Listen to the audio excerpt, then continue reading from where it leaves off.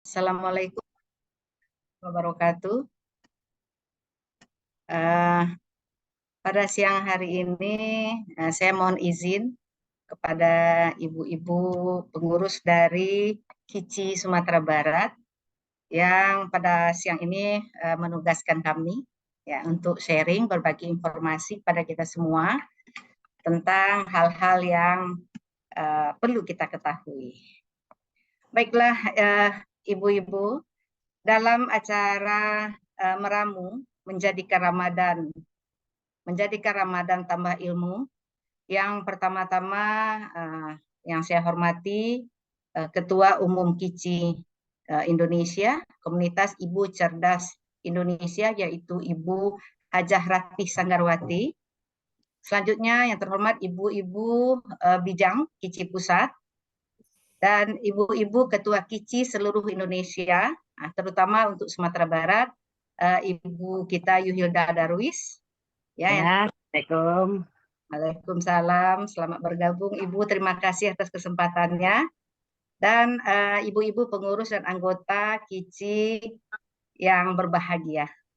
Jadi pada siang hari ini kita akan mencoba sharing informasi untuk menambah ilmu kita di bulan Ramadan yang berkah ini. Nah, pada hari tanggal 5 April ini, kami akan mencoba, saya, Dr. Reni Risdawati, saya berasal dari Universitas PGRI Sumatera Barat. Kebetulan sekarang ini adalah Ketua Prodi Biologi Terapan, suatu prodi baru di fakultas kami, yang akan berkolaborasi dengan Ibu Magdalena Prihatiningsih, ST, SIT, MS. Beliau adalah dosen dari jurusan kebidanan Poltekkes Sumatera Barat.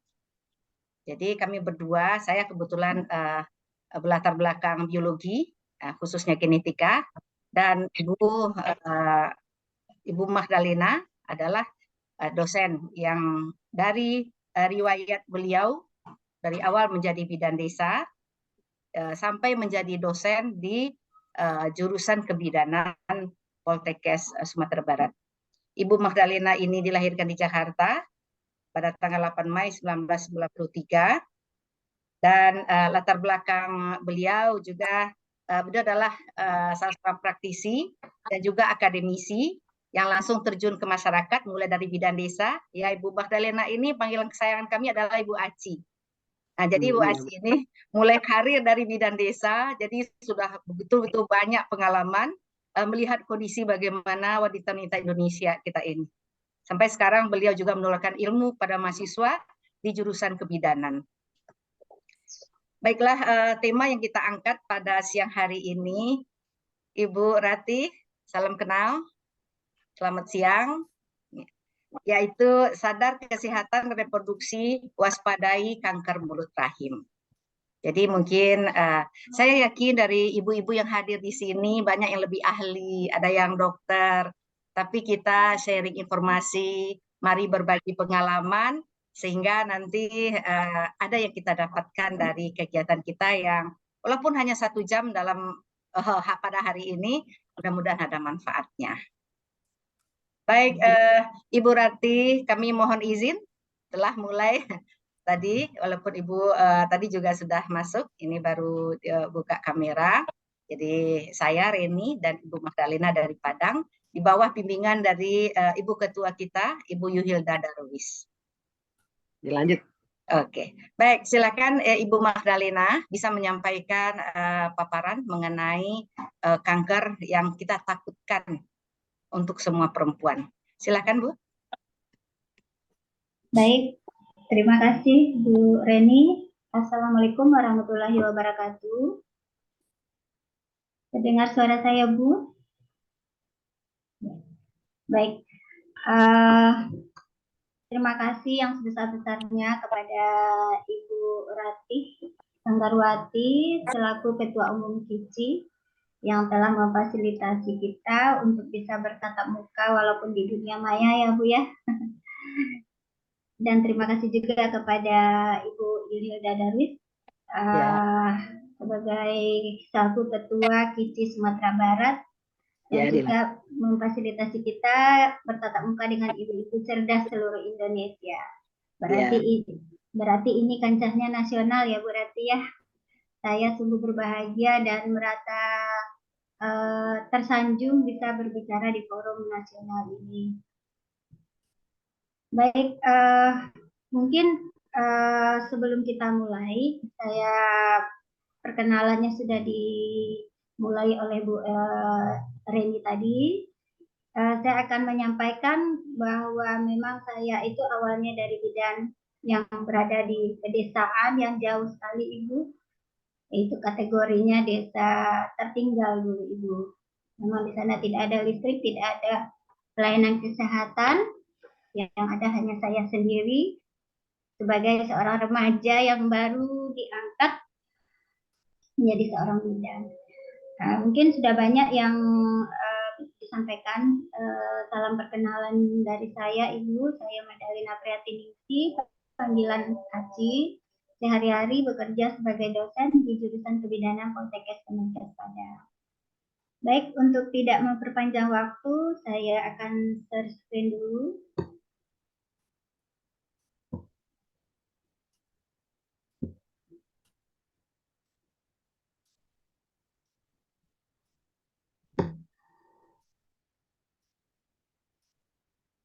Nah, mungkin bisa Ibu-Ibu perhatikan. Nah, ini bagaimana upaya deteksi dini kita terhadap keganasan atau kanker pada wanita. Ini Ibu semua sudah tahu keganasan-keganasan atau kanker-kanker yang ada pada seorang wanita itu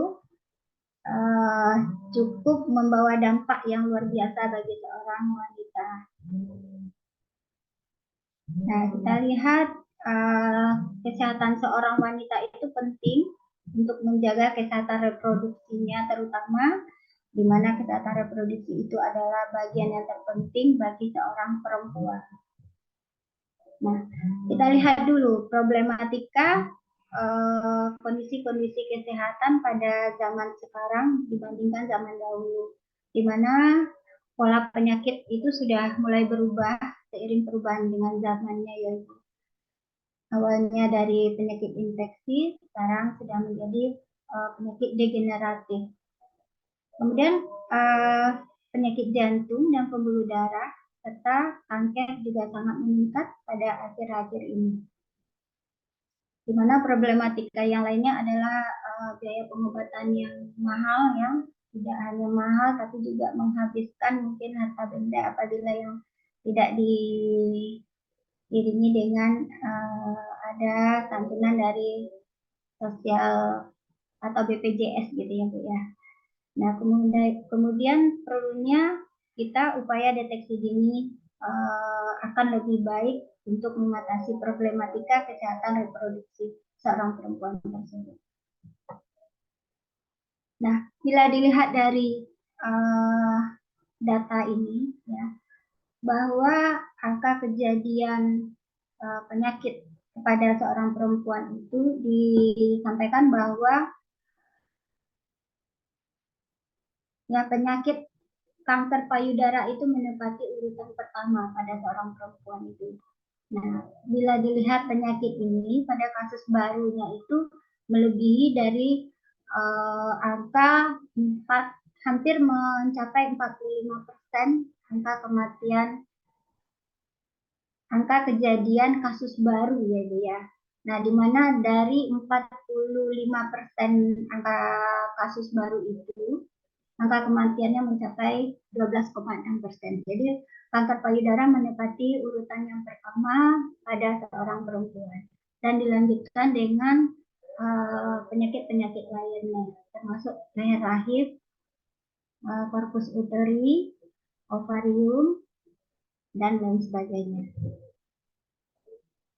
Nah, ini kita lihat secara anatomi fisiologi bahwa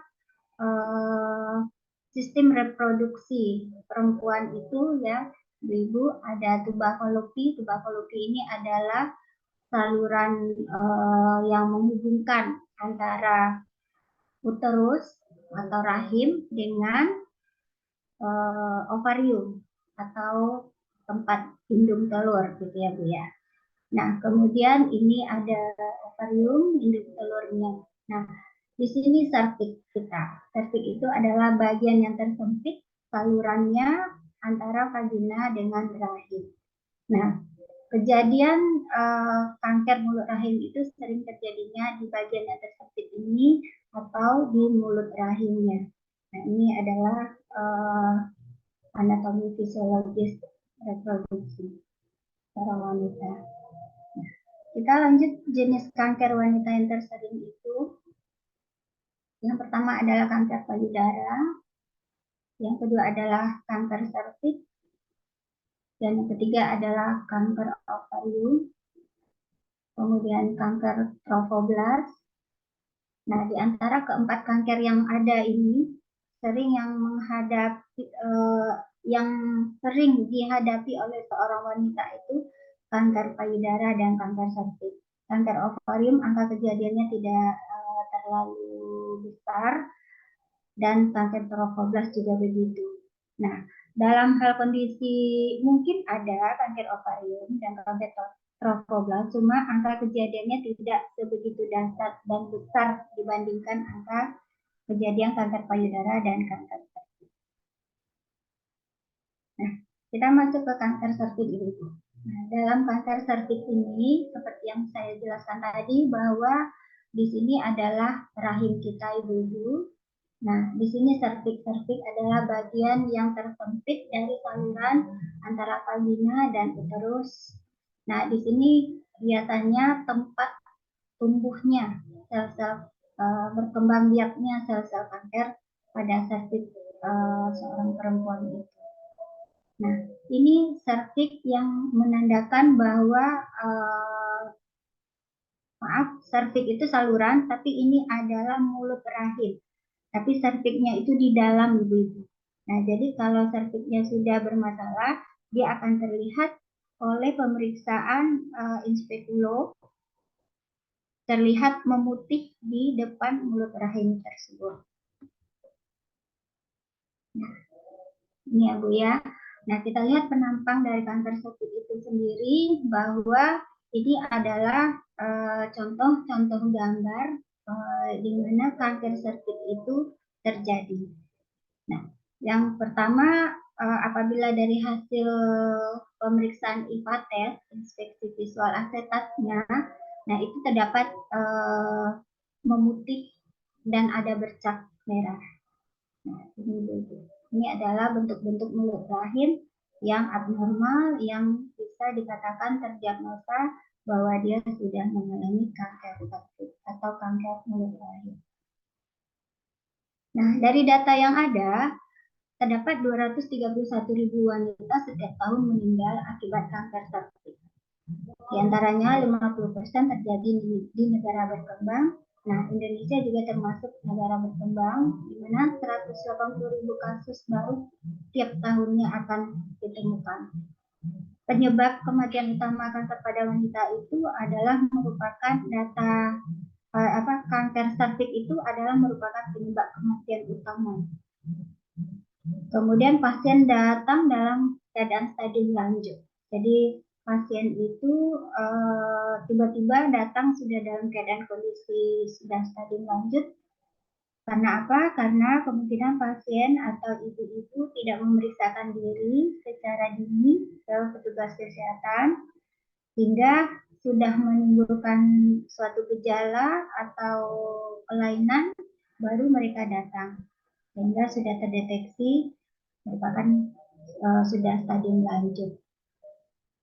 Namun juga menjadi suatu sisi yang berbeda apabila terjadi pada stadium awal, itu memang tidak menunjukkan gejala.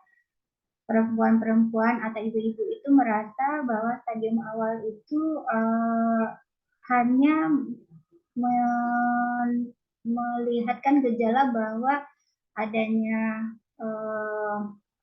keputihan gitu ya Bu ya, kemudian bercak darah di luar siklus haid. Nah, biasanya itu dianggap biasa oleh ibu-ibu atau perempuan-perempuan, karena hal itulah sebetulnya yang menunjukkan gejala awal yang mesti segera memeriksakan diri. Nah, adapun faktor resiko yang dapat menimbulkan kanker mulut rahim itu, yang pertama adalah ganti-ganti pasangan. Nah, ganti-ganti pasangan mempunyai faktor risiko yang cukup besar dalam menyumbang angka kejadian kanker mulut rahim. Yang kedua disebabkan oleh infeksi virus EPV, human papillomavirus. Nah, human papillomavirus ini ditularkan memang melalui seksual aktif, melalui pasangan seksual yang berganti-ganti, dan juga virus ini bisa menular melewati skin to skin, ya skin yang ada di sekitar genitalia. Kemudian faktor risiko lainnya adalah merokok. Nah, kita para ibu-ibu ini cenderung kena kanker mulut rahim itu mempunyai faktor risiko yang lebih tinggi pada ibu dengan suaminya yang perokok berat, yang merokoknya tidak difilter atau tidak jauh dari istrinya. Jadi kalau bapak-bapak ini merokok, ya sebisanya jauh dari ibu agar ibu tidak terhirup asap rokok juga gitu. Kemudian menikah di usia muda. Menikah di usia kurang dari 20 tahun itu merupakan faktor risiko untuk terjadinya kanker cervix. Nah, kita lihat dari gejala ibu. Gejala yang ada keputihan berbau busuk. Nah, biasanya kita kalau mau haid itu keputihan bening, tidak gatal dan tidak berbau. Tapi ini keputihannya berbau busuk dan kental. Biasanya encer kalau kita yang normal, tetapi ini keputihannya kental, bahkan bisa seperti putih telur, jadi padat. Kemudian perdarahan kontak. Nah, perdarahan kontak ini apabila seorang perempuan setelah berhubungan seks akan menimbulkan perdarahan dan nyeri, biasanya diiringi dengan nyeri. Nah, itu adalah bagian dari gejala-gejala awal kanker cervix.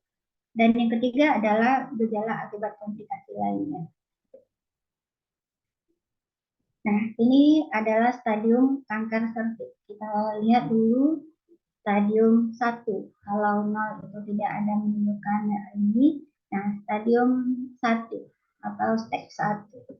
Nah, di sini kalau stadium 1 itu cervixnya masih bersih gitu ya, cuma sudah ada sel-sel DESI2 atau sel-sel yang menuju keganasan, tetapi di stage 1 ini apabila dilakukan pemeriksaan IVA test, maka itu sudah bisa terdeteksi.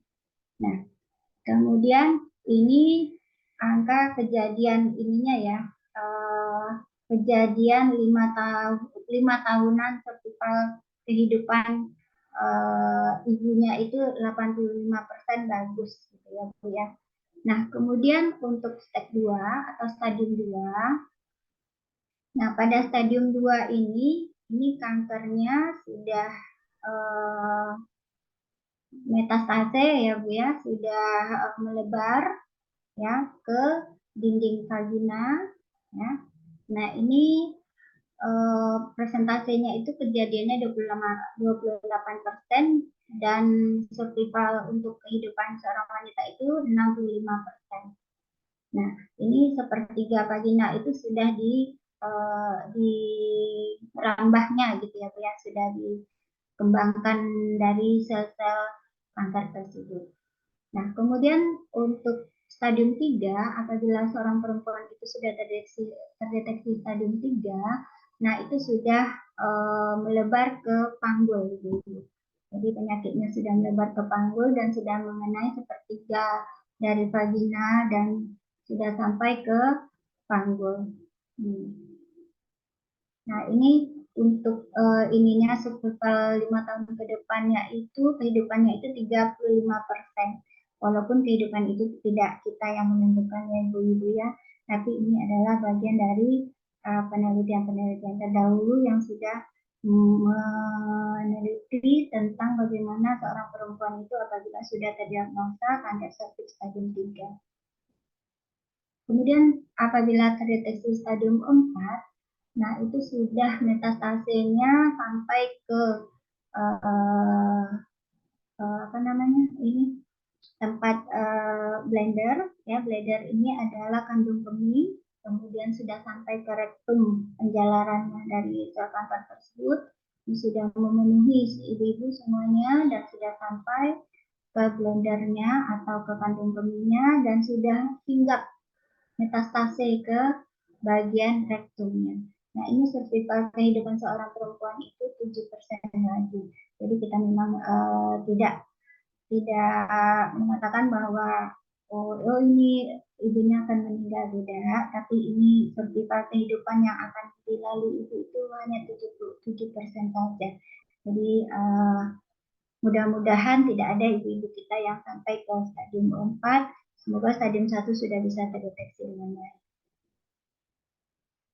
Nah, ini bagian dari gambar bahwa pembunuh nomor 1 kaum Hawa itu adalah kanker serviks, ya. Nah, ini adalah contoh-contoh gambar kanker serviks. Nah, ini mulut rahim kita yang normal ya ibu-ibu, bulat seperti donat ya Bu ya. Nah, pink, warnanya pink cerah. Nah, ini adalah mulut rahim kita yang normal. Nah, ini sudah mulai ada gejala, sudah nampak ini ya, putih memutih. Ini hasil dari IVA test, dari hasil inspeksi visual asam asetat yang kita periksa. Nah, kalau ini dia masih bisa kita diberikan terapi crayon, ya, terapi semprot buih atau penyemprotan sejenis buih putih gitu ya, nanti dia luruh bersamaan dengan sel-sel putih. Nah, apabila luruh dan ada pemeriksaan lanjutan dinyatakan negatif, maka ibu bisa sembuh dengan baik seperti sedia kala. Nah, ini lanjutan dari kanker serviks stadium 3. Nah, ini kanker serviks stadium 4. Ini sudah, ini ya Bu ya, sudah hancur serviks kita ya Bu ya, sudah hancur mulut rahim kita, sudah tidak baik lagi ya. Nah, ini setelah dipotong habis ya Bu ya, setelah diangkat habis karena memang sudah membahayakan sekali. Nah, apa upaya deteksi dini kita agar kita tidak sampai ke stadium yang lebih lanjut? Yang pertama adalah pap test atau pap smear. Nah, pap smear ini mudah dilakukan, murah, tidak sakit dan efektif ya. Namun pap smear ini membutuhkan beberapa waktu untuk pemeriksaan di laboratorium terkait dengan pengambilan hapusan atau sel-sel yang ada di mulut rahim. Jadi diambil sampelnya, dipasang spekulum, dibuka ya, ini ininya, diambil hapusan sel lendir yang ada di mulut rahim ini, diletakkan di objek gelas. Nah, di objek gelas inilah yang akan diperiksa di laboratorium melalui mikroskop. Nah, di sini nampak sel-sel yang akan terjadi keganasan itu, ini satu ini, sel 2. Nah, ini bentuk penampang dari hasil tes laboratorium yang dilakukan. Nah, adapun pap smear ini murah, ini mungkin masih digarisbawahi ya, ada bervariasi, yang dikatakan murahnya bervariasi tergantung dari situasi dan kondisi rumah sakit atau pelayanan kesehatan tertentu. Nah, yang kedua adalah IVA test.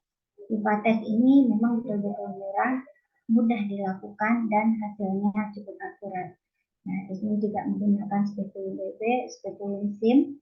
Nah, ini hasilnya bisa langsung terlihat. Nah, jadi kenapa dikatakan murah?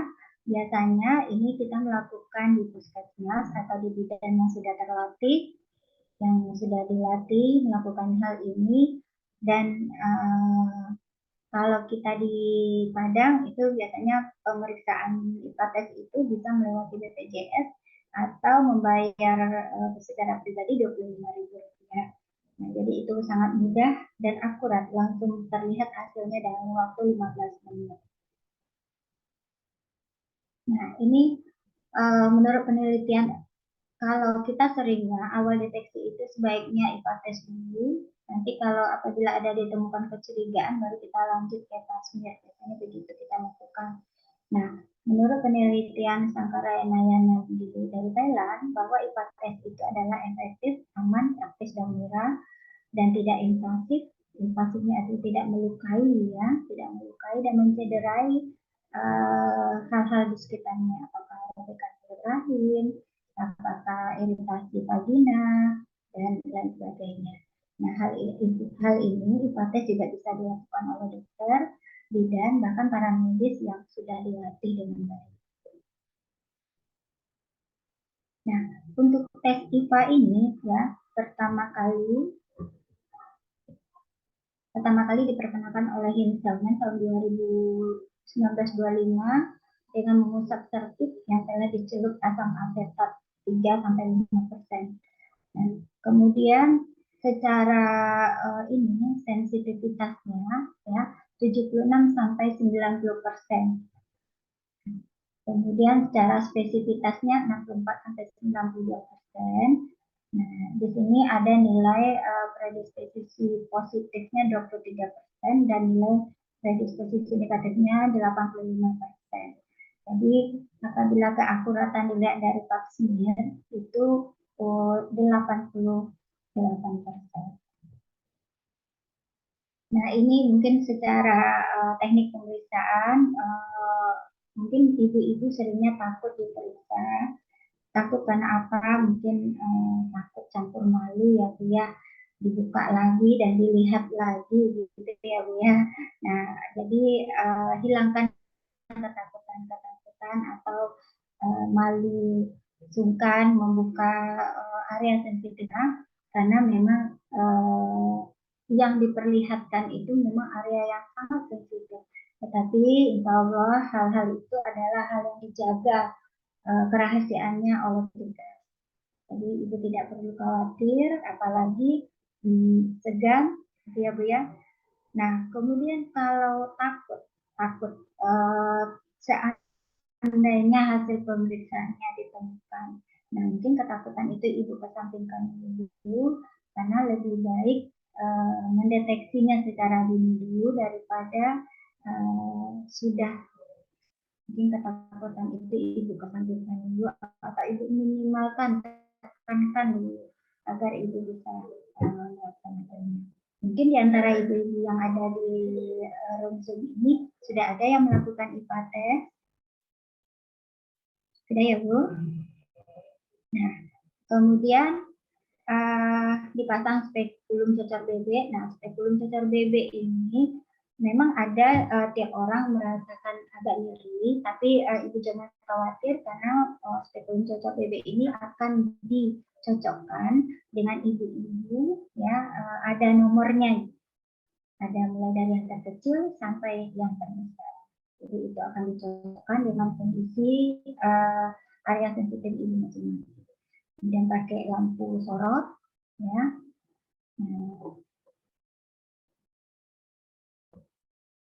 Nah, ini teknik-teknik pemeriksaan saja kali Bu, mungkin yang ibu sekilas mengetahui bahwa bila cervix tampak normal atau mulut rahim tampak normal, itu seperti ini ya Bu ya, tadi pink seperti kue donat. Kemudian area itu akan dibasahi dengan asam asetat, ya, 3-5%. Kemudian menunggu itu, setelah diusap, menunggu 1-2 menit sambil mengamati perubahan apa yang terjadi pada cervix. Nah, apabila hasil negatif, didapatkan gambaran epitel putih pada transformasi.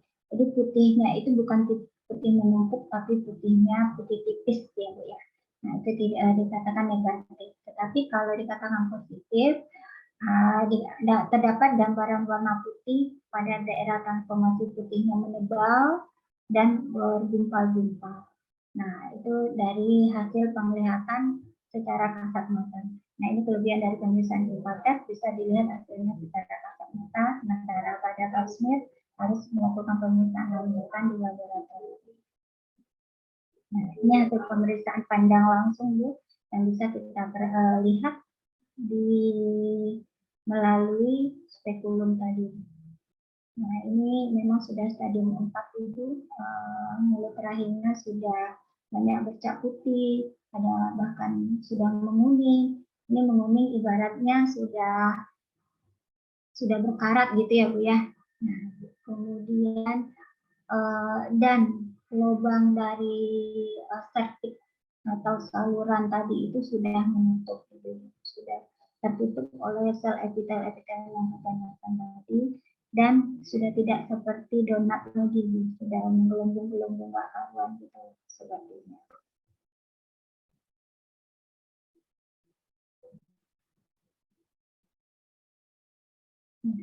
Nah, ini dua hasil pemeriksaan yang negatif ya. Kemudian negatifnya pink ya, Bu ya, bersih. Nah, seperti bibir. Nah, seperti bibir. Kemudian ini hasilnya positif, putihnya menebal, kiri kanan, bahkan sampai sekelilingnya. Kemudian ada bercak darah, mengeluarkan darah. Nah, ini alat-alat kolposcopy yang bisa digunakan. Nah, ini contoh-contoh yang lain, Bu, gambarnya yang memang sudah perdarahan, ada yang perdarahan hebat, Bu. Nah, ini dia. Ini sel kanker yang putih menebal ini merupakan sel kanker yang sudah menumpuk banyak di daerah sini, area sini. Ini juga, Bu, seperti donat yang kasih gula putih ya, Bu ya. Nah, ini, Bu.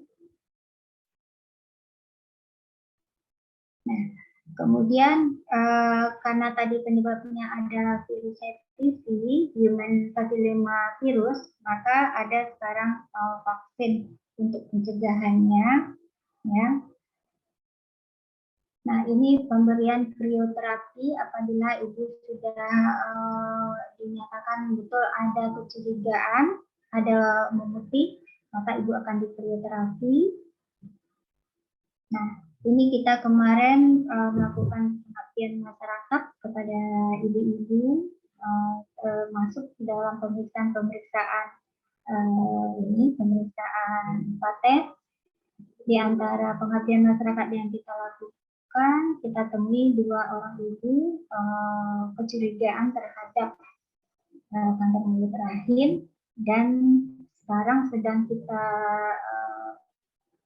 konsultasi lanjut ke dokter spesialis.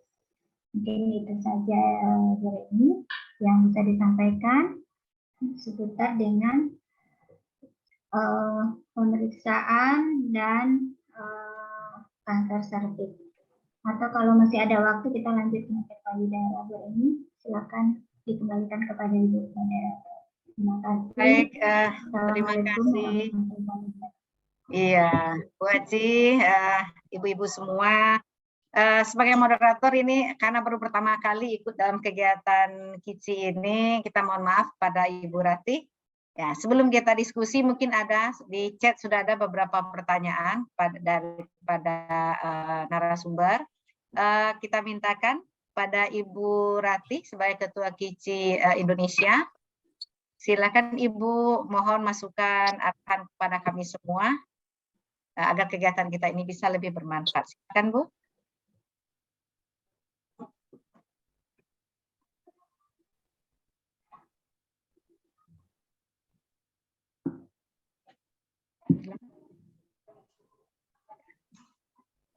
Bu Rati, tadi seharusnya ada pembukaan dari Bu Rati dulu. Tapi karena saya biasanya karena tepat waktu ya jam 13.30 waktu Padang kita langsung mulai. Bagaimana Ibu Rati bisa?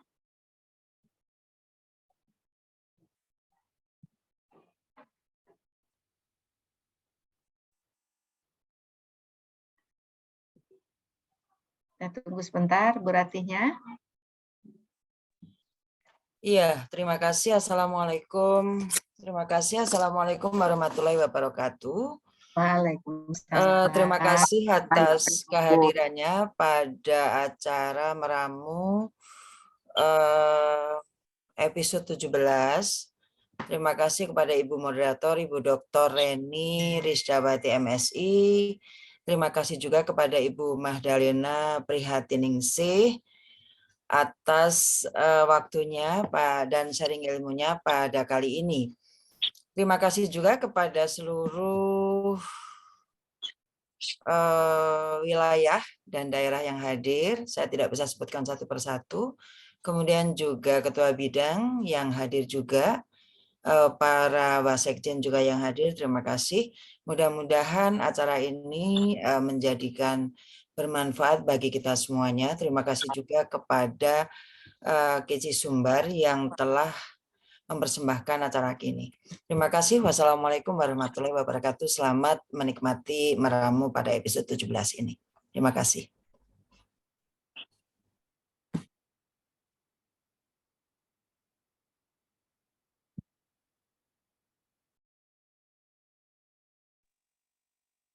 Bu Reni, unmute speakernya.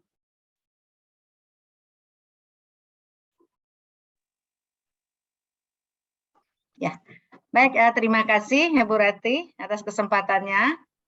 Bu Aci, ini sudah ada beberapa pertanyaan yang di chat.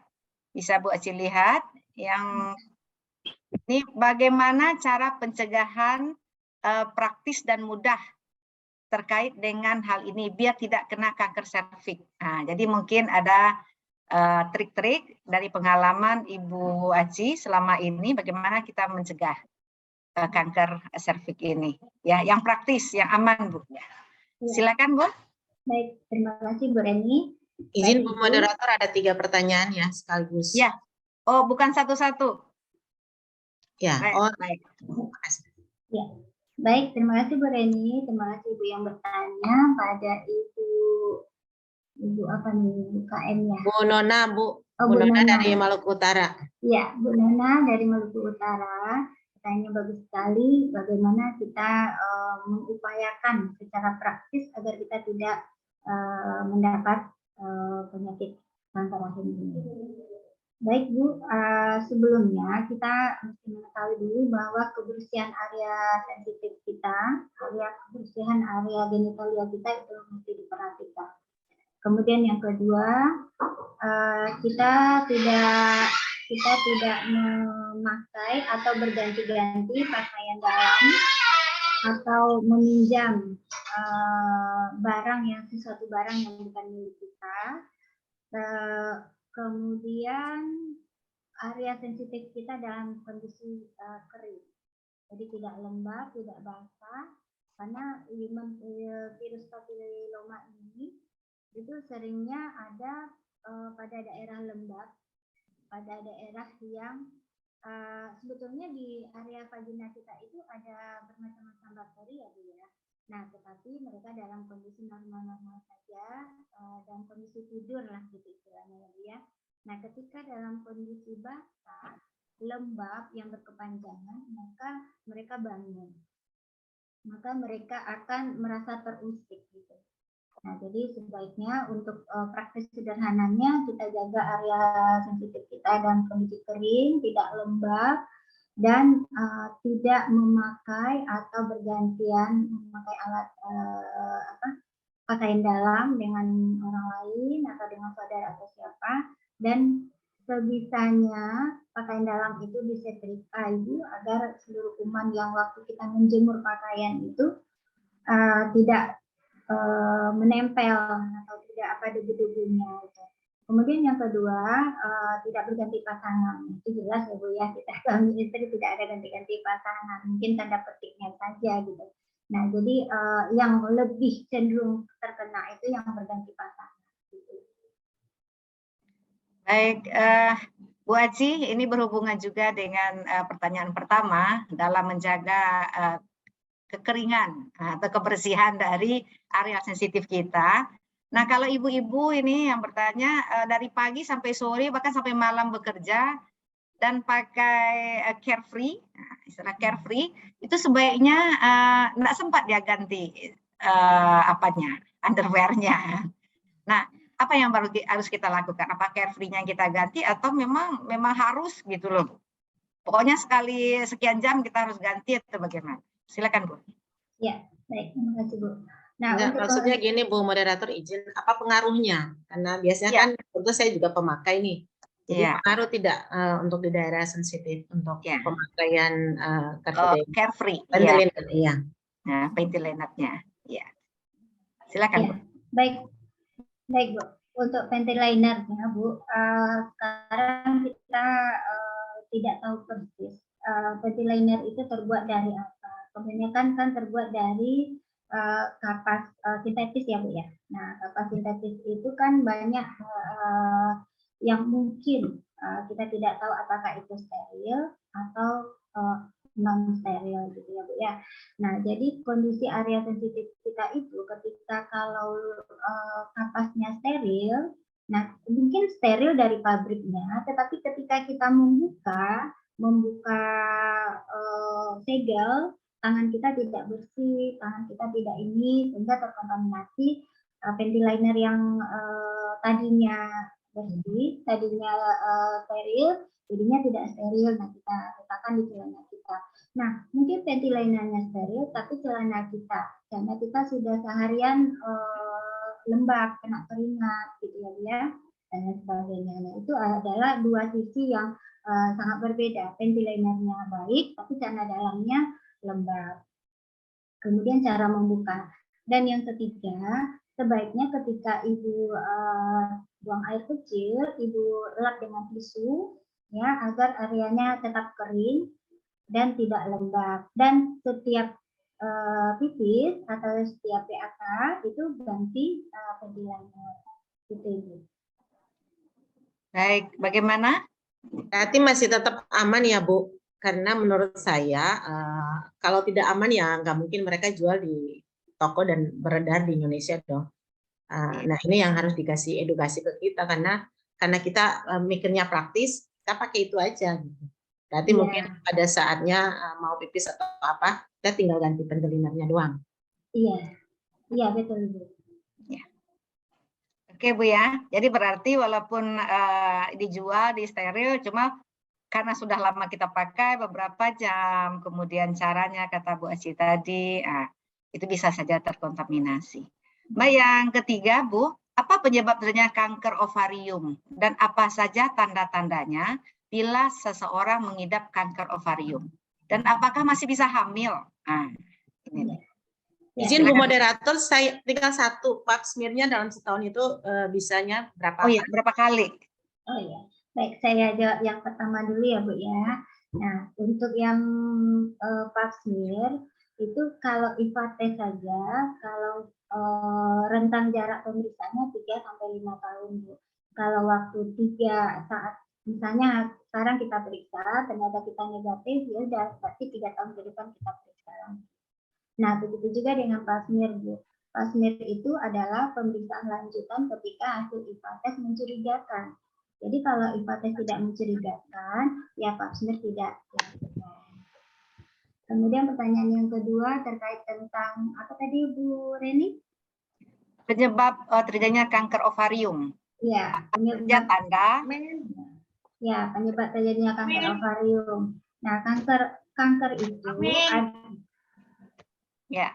kanker itu adalah sejenis dari penyebaran secara masif dari sel kanker. Jadi berarti di ovarium itu adalah kandung telur, ya, bungkusnya sel telur gitu. Nah, kalau indung telur lah istilah medisnya itu, bahwa indung telur kita ada dua, ada kiri dan kanan. Nah, jadi sekiranya kanker itu mengenai indung telur sebelah kanan, berarti yang sebelah kirinya dicek lagi apakah masih dalam kondisi bagus atau tidak. Kalau masih dalam kondisi bagus, itu masih bisa ibu tersebut untuk hamil.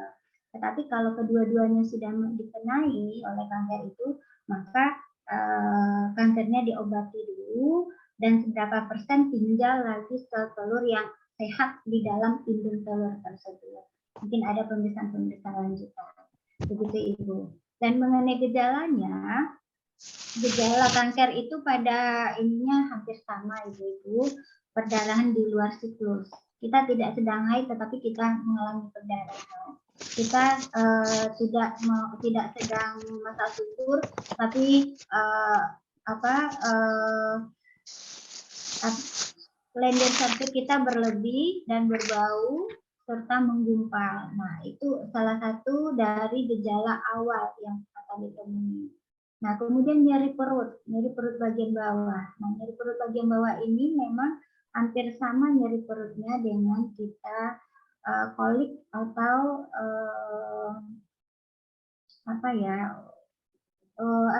kalau usus buntu itu Ibu, nah itu hampir sama, tetapi kalau ini dia nyeri tekan. Kalau usus buntu nyeri tekan, nyeri lepas. Jadi berbeda ya dia dalam pemeriksaan diagnosanya. Begitu Ibu, mungkin sudah terjawab. Gimana Bu, sudah terjawab? Ya, kita lanjut Ibu. Ya, Bu Ninis Wahyudi ya. Ibu Ninis, dia bertanya kalau kita sudah suntik vaksin, apakah harus diulang lagi? Nah, gimana ini? Ya Bu, dalam pemeriksaan vaksin, dalam pemberian vaksin HPV ini, itu ada rentang pemberian pertama dan pemberian kedua itu. Jadi kalau sudah Ibu pemberian pertama, nanti kan ada rentang waktunya pemberian kedua. Tapi Ibu perlu konsultasi dulu, apakah pemberian pertama itu sudah dinyatakan Ibu bebas atau belum. Jadi kita tidak mesti harus dua, tetapi perlu pemeriksaan lanjutan dulu. Gitu Ibu. Oke Bu ya. Baik, silakan ada ibu-ibu yang langsung bertanya, boleh? Ini dari Ibu Suwarti, biar bisa lebih menjelaskan maksud daripada mengetik. Silakan Ibu Dr. Suwarti. Terima kasih Ibu. Assalamualaikum warahmatullahi wabarakatuh. Waalaikumsalam. Selamat siang Ibu Magdalena. Selamat siang Ibu. Saya mau tanya Ibu tentang resiko kanker serviks ini.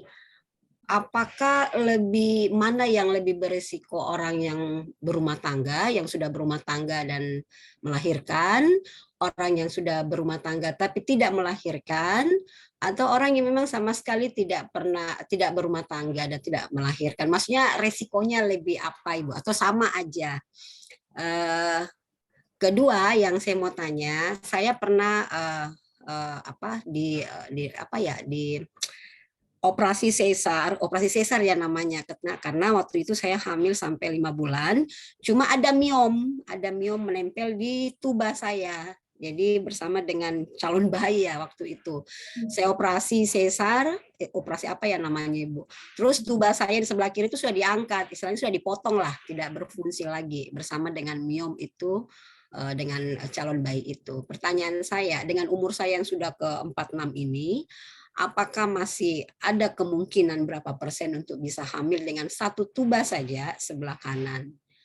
Dan terus resiko untuk yang tadi yang kita bahas adalah kanker serviks itu, bagi saya pribadi itu apa saya berisiko besar atau bagaimana Ibu? Terima kasih banyak Ibu. Ya. Baik, silakan Bu. Ya, baik, terima kasih Bu. Untuk faktor risiko yang telah kita kaji tadi itu lebih cenderung ke yang kedua Bu. Dia berumah tangga dan dia melahirkan. Ya, dia berumah tangga karena dia seksual aktif ya Bu ya.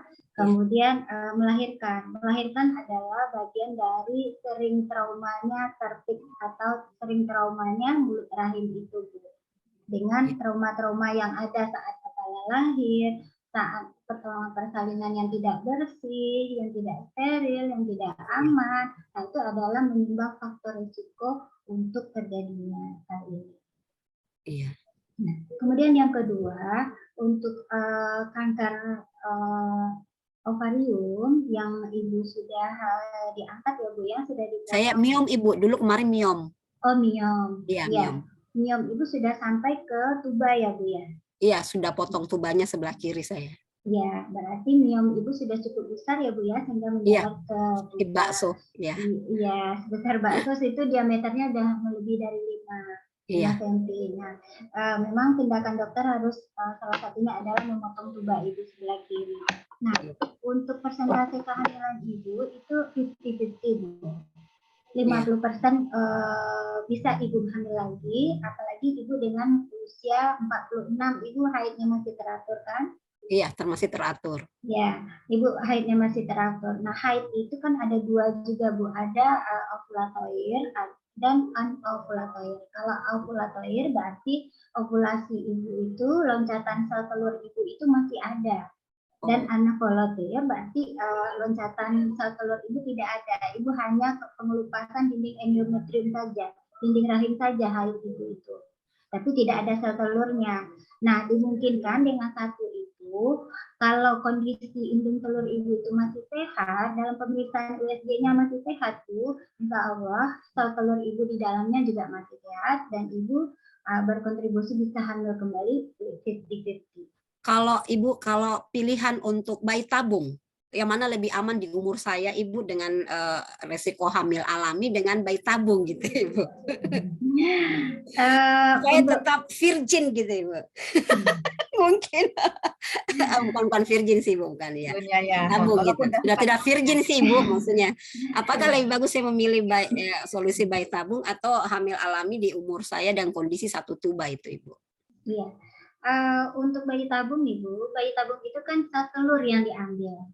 Melewati suatu penyedotan ke indung telur ibu. Kalau indung telur ibu kan masih 2, yang dipotong hanya tuba kan Bu? Iya. Nah, berarti indung telur ibu masih 2. Indung telur ibu masih 2, berarti bisa dicek yang kanan, tempat saluran tubanya yang dipotong tadi, berarti yang kanan itu akan dicek dulu oleh tim bayi tabung apakah indung telur sel telur yang ada dalam indungnya masih sehat atau tidak.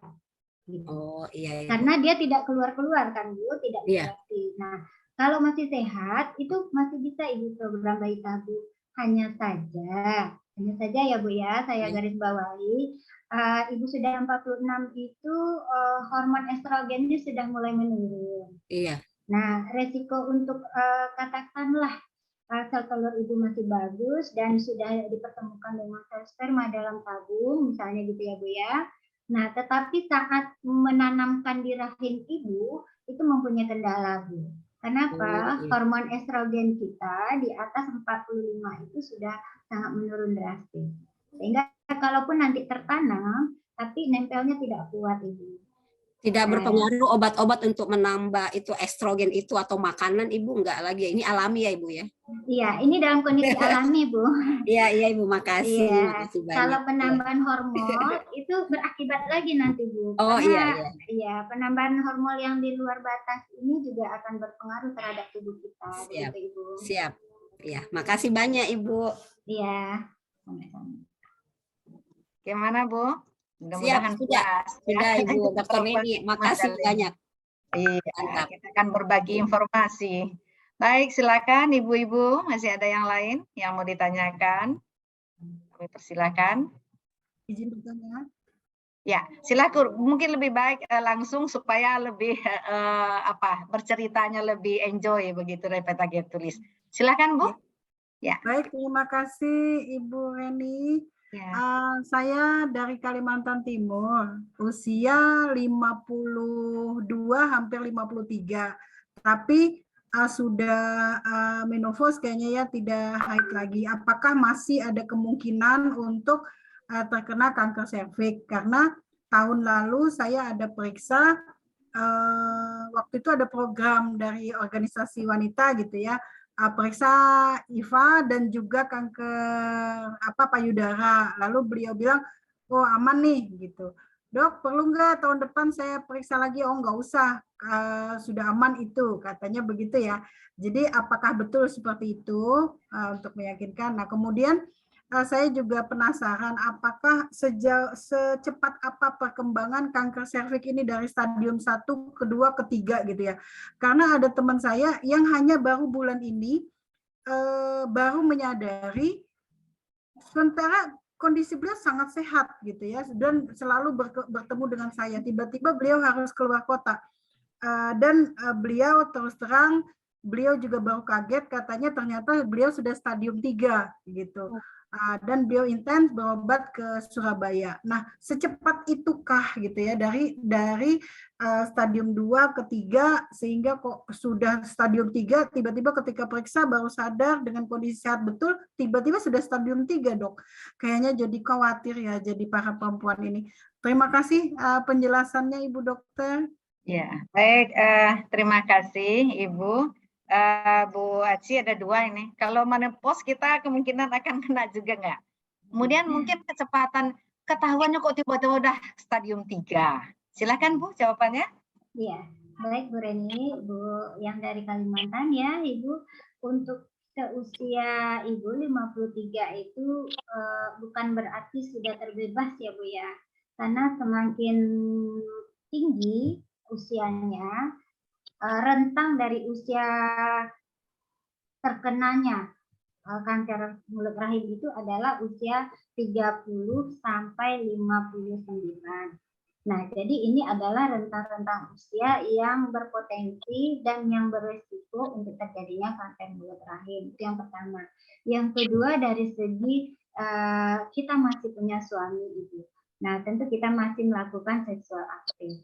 Jadi risiko-risiko itu mungkin kita sudah proteksi diri kita ya Bu ya, area sensitif kita bersih. Tetapi si Bapak apakah sudah menjamin juga ke ibu-ibu? Karena si Bapak ini maklum ya Bu ya, kalau dia kencing di mana gitu ya, dan ada dibersihkan atau gimana, nah itu kita tidak tahu. Nah jadi untuk terbebasnya masih dipertanyakan Ibu.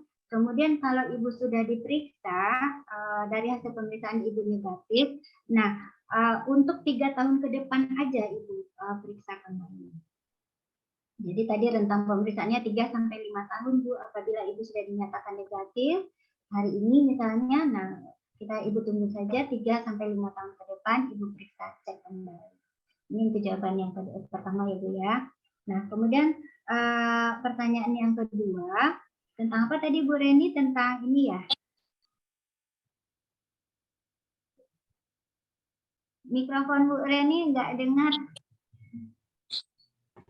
Jadi ketahuannya sudah stadium 3 Bu Aci, Iya. ibu kita ini. Sebelumnya badannya sehat-sehat saja gitu. Tapi berarti tidak terdeteksi atau memang kadang-kadang tubuh kita tidak memberikan sinyal. Gimana itu Bu Aci? Iya. Baik. Jadi kanker ini adalah masif. Tadi saya bilang masif itu mereka makan di dalam. Nah, ibarat sekam itu di luarnya itu sedikit kita nampak Bu, asap-asap kecil gitu ya Bu ya. Tapi di bawahnya itu dia sudah melebar karena sel itu yang keganasan sel pada kanker itu kita tidak tahu. Dia makan teman sehat di sebelah dimakannya. Kemudian dia pindah. Jadi dia menjalar di dalam. Kita tidak tahu. Sementara kondisi kita fit-fit saja.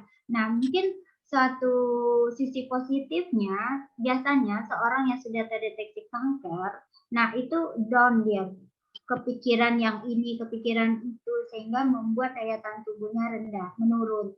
Nah, kemudian karena ibu ini eksis, ya produktivitasnya bagus, nah tapi ibu itu tidak menyadari bahwa di tubuhnya itu sudah ada sel kanker awalnya. Jadi yang penting Ibu ketahui dulu bahwa kalau kita sudah mengetahui tubuh kita ada kanker, mungkin yang pertama Ibu harus menghindari makan makanan yang ada mengandung zat karsinogenik. Nah, zat karsinogenik itu banyak ditemui pada sate ya Bu ya, yang dipanggang-panggang atau yang dibakar-bakar. Nah, mungkin ketika teman Ibu ini yang pertama ditemukan sudah sudah terdiagnosa stadium 1, stadium 3 Bu. Stadium 3 tadi langsung 3 ya, karena awalnya beliau tidak menyadari Bu bahwa hal itu adalah sudah menimbulkan gejala. Beliau tidak menyadari, tetapi beliau melanjutkan juga makan makanan atau tidak memperhatikan kondisi kesehatan area sensitif dan lain sebagainya, sehingga beliau sudah langsung ketiga. Karena memang ini sifatnya masif, dia makan di dalam, tidak menimbulkan gejala yang terlalu ini apabila kita tidak waspada. Gitu. Berarti Bu Aci, kalau seandainya kita tidak periksa, berarti kita tidak tahu ya kondisi Iya. awal tubuh kita bagaimana. Nah, Iya. tapi kalau sudah terperiksa, kita ternyata stadium 1, kita langsung minta pengobatan kah, atau menghindari makanan-makanan atau kondisi yang membuat dia berkembang lebih cepat. Iya, Nah, begitu ya Bu? Iya, begitu Bu. Jawabannya. Silakan, masih ada ibu-ibu yang lain yang akan bertanya?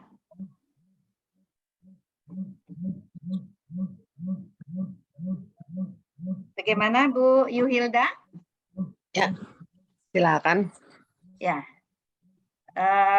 masih ada ibu-ibu yang lain? Ada tuh terakhir kayaknya pertanyaan satu lagi tuh Ibu.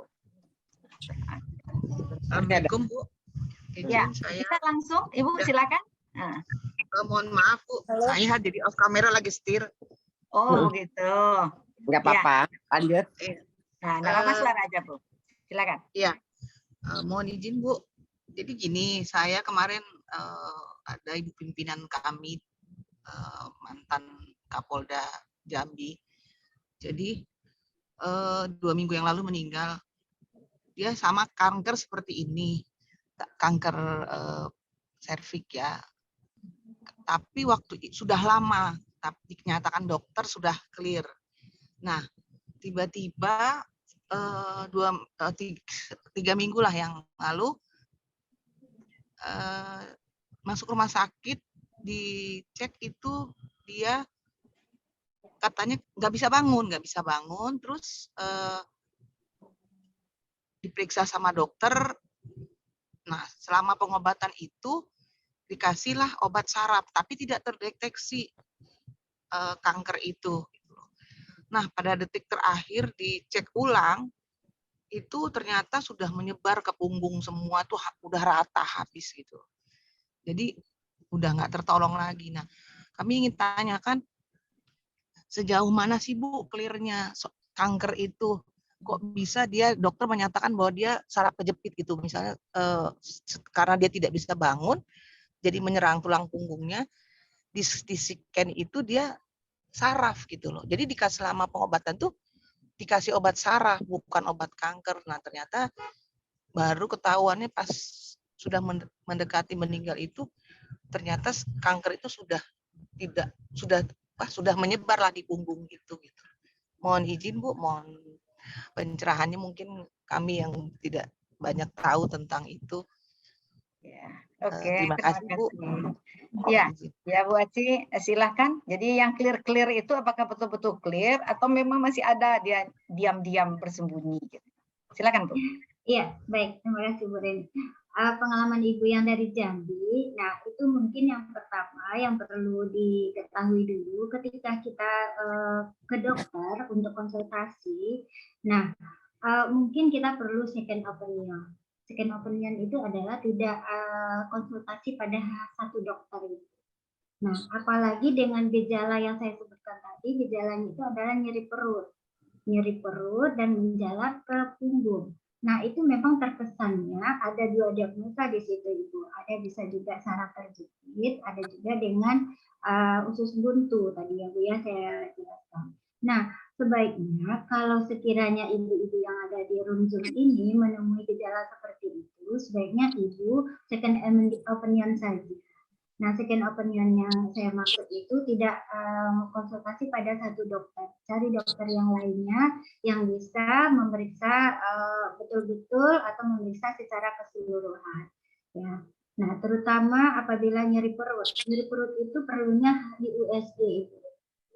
Dijelaskan, dipastikan ya sakit perutnya itu betul dari abdomennya atau dari sistem reproduksinya. Nah, itu jauh sekali pemeriksaannya Ibu. Kalau sayang ya Bu ya, teman Ibu itu sudah terlalu jauh dia stadiumnya sehingga tidak terdeteksi dengan baik. Sebetulnya dari awal itu sudah bisa dideteksi Ibu kalau memang ada kelainan. Tapi mungkin karena tidak second opinion tadi, percaya hanya satu dokter gitu ya, itu membuat Ibu tidak bisa pemeriksaan lanjutan dan juga tidak ada anjuran pemeriksaan lanjutan. Ya, Sudah. Mohon maaf ya. ya itu jadi gini Bu, kalau misalnya kan itu kan ini Bu ya, apakah harus dengan pap smear gitu untuk deteksi, sedangkan CT scan itu sebetulnya kan bisa ketahuan ya Bu ya. Kalau misalnya memang sudah menyebar, kenapa kok hanya kelihatan hanya kejepit saraf atau mungkin karena saraf tulang belakang gitu ya Bu. Kalau CT scan itu apa tidak ada hubungan juga nggak kalau misalnya orang kena kanker payudara atau kanker yang lain, tidak ada sangkut pautnya atau bagaimana ya? Iya, baik Ibu. Baik Ibu, untuk CT scan sendiri itu kan bagian area kepala yang di scan gitu ya, di scanning untuk menentukan area-area mana yang bermasalah kan gitu ya Bu ya. Nah, sebaiknya anjuran dari dokter spesialis kebidanan itu untuk penentuan dari kelainan sistem reproduksi itu ada area-area tertentu, tidak secara scan saja Bu. Nah, jadi area yang tertentu itu yaitu tadi Bu, kita area tertentu reproduksi kita sudah jelas apa ada USG, ada pap smear, ada IVA test, karena area ini adalah area tersembunyi yang sulit dijangkau. Nah, jadi sebaiknya ketika kita menghadapi suatu gejala awal dari kesehatan reproduksi, ya scanningnya itu ya di area yang bermasalah, Bu. Misalnya karena kita keputihan kita berlebih, nah scanningnya itu ya di area sensitif kita, Bu, bukan di kepala gitu. Jadi kita mesti meluruskan kembali bahwa scanning yang lebih akurat, yang lebih bagus, bukan saya tidak mengatakan akurat CT scan, tapi CT scan itu memang untuk persarafan lebih dominannya gitu ya Bu ya. Tetapi untuk reproduksinya itu sebaiknya USG vagina, USG abdomen, dan pap smear untuk kesehatan reproduksinya. Oh, siap. Kalau MRI Bu, beda juga ya Bu? Iya, MRI ada dominannya untuk apa gitu. Oh, siap ya. Iya, jadi kita tidak ibarat kita inilah Bu ya. Kalau mau memasak sesuatu gulai apa, itu ciri khas bumbunya ada gitu. Walaupun gulai itu ada santan, ada cabai, ada ini gitu, tapi ada ciri khasnya gitu. Mungkin itu ini sederhana pemikirannya gitu Bu. Siap Bu. Jadi ini ya Bu ya, jadi misalnya walaupun pernah ada kita pengalaman minta jauh, kalau kanker walaupun dinyatakan sudah clear, kalau kita ada sakit seperti kayak tidak bisa bangun, oh dikira saraf terjepit, ternyata kan kanker itu sudah menyebar dan menutup saraf. Nah, jadi kita harus ngomong ya Bu sama dokternya kalau bahwa riwayat penyakit kita dulu seperti apa gitu ya. Iya, biasanya Ibu tidak ngomong pun, dokter akan menanyakan riwayat Ibu yang lalu. Ibu pernah sakit ini enggak? Ibu pernah sakit ini enggak? Gitu. Kalau ada dokter yang tidak menanyakan riwayat, mungkin Ibu perlu menyampaikan, dok saya punya riwayat ini loh. Mana tahu ada kelupaan dokternya, nah Ibu bisa mengingatkan. Siap, Prof. Mohon satu lagi, Prof. Dokter, kalau miom sama tumor atau rahim itu apa bedanya ya, Prof? Kan kalau miom itu katanya bisa dikeluarkan pada saat haid atau beda dengan kalau tumor gitu, Prof. Itu dokter. Iya. Baik Ibu, mungkin langsung saja Ibu Reni tanya jawab langsung. Udah close aja. Kita nanti apa Japri aja nanti ya. Oh iya. Japri aja. Baik, ibu-ibu. Ya, mohon maaf ibu semuanya. Mohon maaf Ibu. Iya. Baik, mungkin keingin-tahuan kita tinggi karena memang ini adalah masalah kita. Mudah-mudahan apa yang kami berikan, yang disajikan oleh Ibu Magdalena Prihatiningsih itu bermanfaat. Dan untuk menutup kita persilahkan kepada Ibu Lizvi, Wasekjen kita. Silakan Ibu closing speech-nya. Baik. Untuk itu kami mohon maaf kalau ada kesalahan. Silakan Bu. Baik. Terima kasih Ibu Dr. Reni Risdawati. Mohon izin Ibu-ibu semuanya saya mewakili Ibu Rati Sanggarwati karena beliau sudah ada rapat gitu ya. Alhamdulillah hari ini kita dapat izinkan kembali untuk bertemu di acara Meramu, menambah ilmu ya di bulan Ramadan ini, dan temanya juga cukup menarik sekali dan ini pasti juga sangat bermanfaat untuk para wanita dimanapun berada. Terima kasih Ibu Mahdalena Prihatiningsih yang sudah memberikan ilmunya bagi kita semua ya. Bu Bidan tapi rasa dokter Opjin gitu, luar biasa banget. Iya, terus udah gitu ya kita sebagai wanita tentu saja harus bisa mencegah lebih baik daripada mengobati ya Bu ya. Karena kalau seumpamanya sudah terjadi kanker tersebut, maka selain biayanya yang mahal juga perawatannya dan juga kondisi tubuh kita nanti yang tidak akan stabil gitu. Jadi pesan saya semoga ibu-ibu semua di sini bisa mendapatkan ilmu yang sudah diberikan oleh Ibu Mahdalena dan kita juga dapat terapkan dengan baik dalam kehidupan sehari-hari, tetap menjaga kesehatan, atur pola makan, pola tidur, dan juga pola hidup sehatnya tentunya supaya kita terhindar dari penyakit yang berbahaya, terutama kanker pada wanita. Terima kasih banyak Ibu, Bu Hilda, terima kasih Ketua Kici Sumber, Sama-sama, terima kasih Ibu atas Reni kehadiran. moderatornya, pastinya pembicaranya juga, narasumbernya Bu Mahdalena, luar biasa. Juga saya ucapkan terima kasih kepada ibu-ibu semua yang sudah hadir di sini yang tidak dapat saya sebutkan satu persatu, luar biasa banget pokoknya hari ini. Mudah-mudahan ibu-ibu tetap semangat ya menjalani puasanya dan besok kita jumpa lagi di acara Meramu selanjutnya. Demikian, terima kasih. Assalamualaikum warahmatullahi wabarakatuh. Waalaikumsalam warahmatullahi wabarakatuh. Ibu-ibu semua, terima kasih atas perhatiannya. Kita tutup sesi kita pada hari ini dengan mengucapkan alhamdulillah. Assalamualaikum warahmatullahi wabarakatuh. Ada door prize itu, ada Door prize. Ya, ada Door foto prize-nya enggak? bersama juga, foto bersama. Iya. Silakan Bu Lisi. Ya, baik. Pemutaran door prize-nya. Wah, luar biasa ini door prize-nya cantik banget ya. Mukena Sulaman. Persembahan dari Sumatera Barat ini. Silakan dibantu Mbak Yuni. Apakah sudah siap untuk door prize? Pemutaran door prize-nya.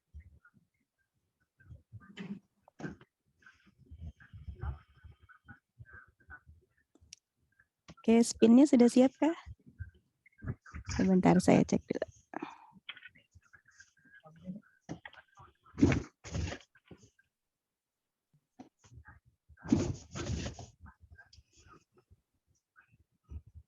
Oke. Ya, siapakah yang berhasil untuk mendapatkan hadiah cantik persembahan dari Kici Sumber? Ibu Masfah dari Sulawesi Tengah. Selamat Ibu. Ada Ibu Masfahnya di sini? Ibu Masfah masih ada? Dapat Ibu Masfah hadiah. Sudah ada, masih ada di sini nggak Bu Masfah? Kita hitung sampai 3 ya. 1, 2, 3. Bu Masfah Aduh, masih ada kemana kah? Ibu Masfahnya ini? Kalau nggak ada gugur ya. Oke, lanjut kita ulang. Sayang sekali. Iya, selanjutnya siapakah yang berhasil mendapatkan door prize kali ini? Ibu Nuraisa Latif. Wah, Sultang lagi, luar biasa nih Sultangnya yang hadir banyak. Masih ada nggak orangnya? Ibu Nuraisa Latif masih ada di sini kah? Ya, hadir. Hadir, oke baik. Ibu nanti tolong dikirimkan nomor WhatsApp dan juga alamat lengkapnya ya Bu. Boleh japri ke saya juga. Oke, silakan. Selanjutnya yang kedua.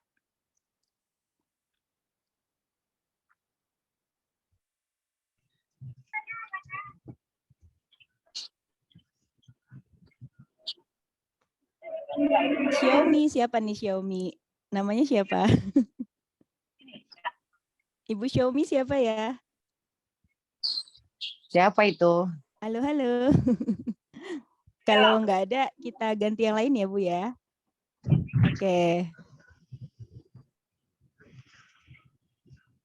Next acara Meramu mungkin namanya harus ditulis lengkap ya, nama dan juga dari Kici mana gitu. Kalau misalkan, ya Ibu Nuning. Bu Nuning dari mana nih Bu Nuning? Ada Bu Nuning di sini? Halo, halo. 1, 2, 3. Gugur ya ibu-ibu ya. Sayang sekali. Ya, selanjutnya. Ibu Tanti Lydia. Ibu Tanti ada di sini, Ibu Tanti. Halo Ibu Tanti. 1, 2, 3. Banyak Gugur yang nggak ada ya. lagi. Iya sayang banget ya. Padahal Nggak bagus ada. lah hadiahnya. Sayang saya sudah dapat jadi nggak boleh lagi. Udah pada Oke, kabur tadi. selanjutnya Ibu Eli Marnis. Sebagai Ada penunjukan Ibu Eli? langsung, Ibu. Oke, nggak ada ya?